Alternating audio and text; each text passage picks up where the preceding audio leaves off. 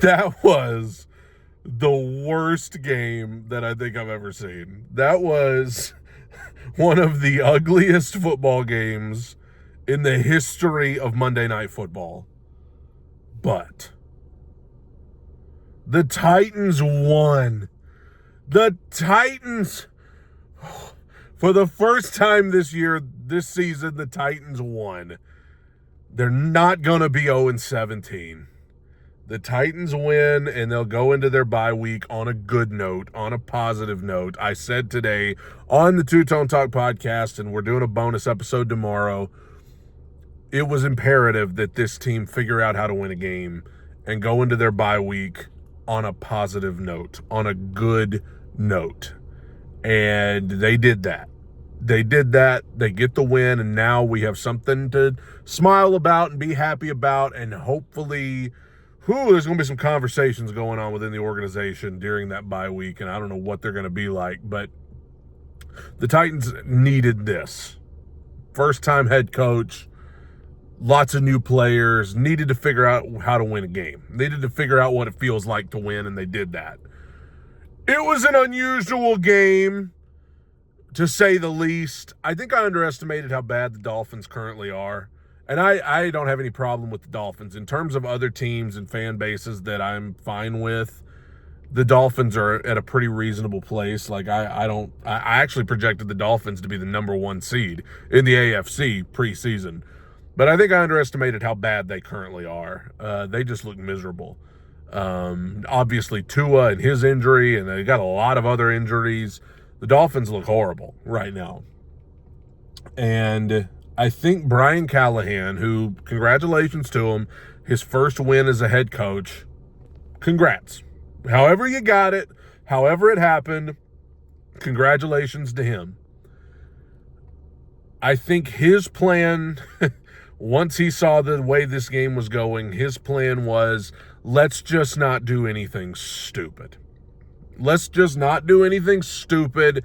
And I get that, because if you're him, you're sitting there and you're saying, we need a win. Like, we need a win right now, like we need oxygen. And however we need to get it, that's what we're going to do. If it's boring, if it's ugly, if it's weird, we just got to win a game. And so I think Brian Callahan, once he saw the shape that Miami was in, I think he just said, we are going to play the most boring game ever, and we're just going to not screw anything up.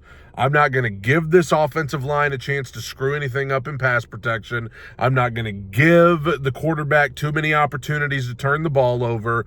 We're just going to nice and easy take this thing and hope and trust that our defense won't give anything up. That's what happened. The score, the Titans got over 30 points. The Titans got over 30 points for the first time since 2021. I love a good full circle moment. The Titans, last time they scored over 30 was against the Dolphins in 2021. That's how the drought started, and tonight the drought ends against the Dolphins. There you go, a good full circle moment. The Titans scored 31 points off of 5 field goals, 2 touchdowns, and a safety. That is just the most Titans thing ever. But we scored over 30. I don't really know any more about this team right now than I did. But we got to talk about the quarterback position, because I don't know what's going to happen. I don't know. I literally don't know. Will Levis, the little bit of time he played tonight, threw another horrible interception. He's got 9 turnovers. 6 interceptions.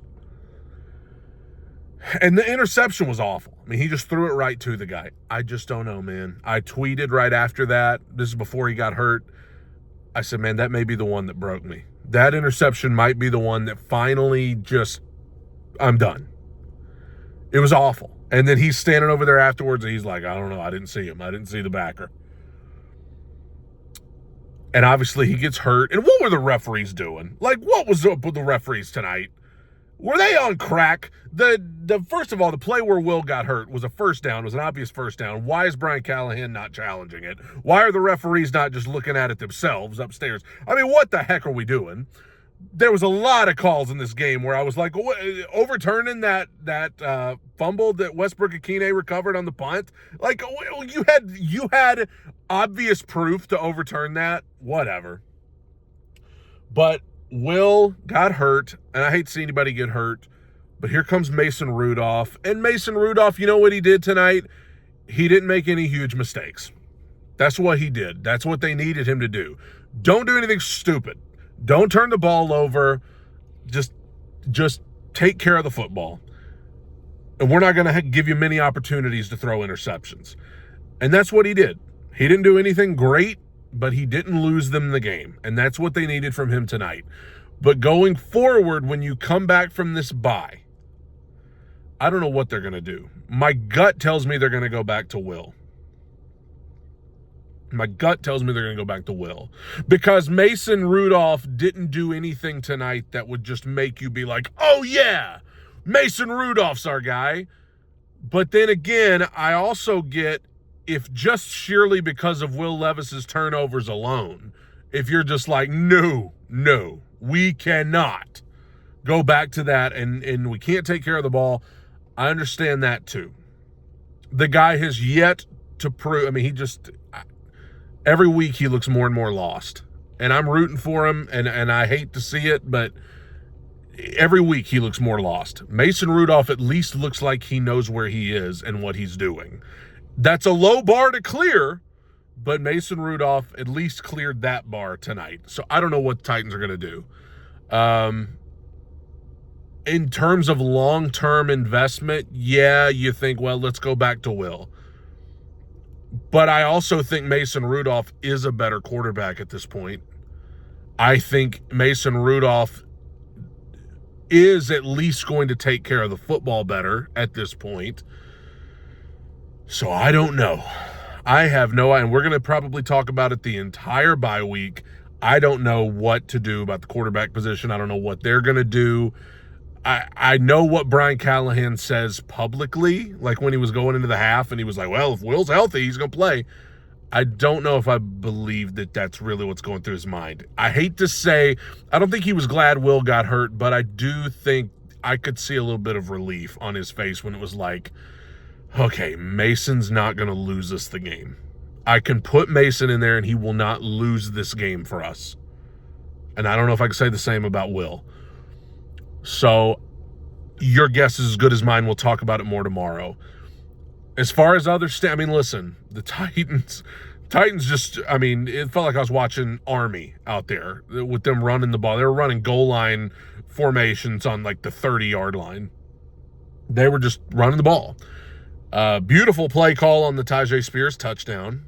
The Wildcat, that was beautiful. I will say Mason Rudolph's best moment of the game was before half, the ball to Tyler Boyd to set up the field goal. That was nice. Very nice. Very nice.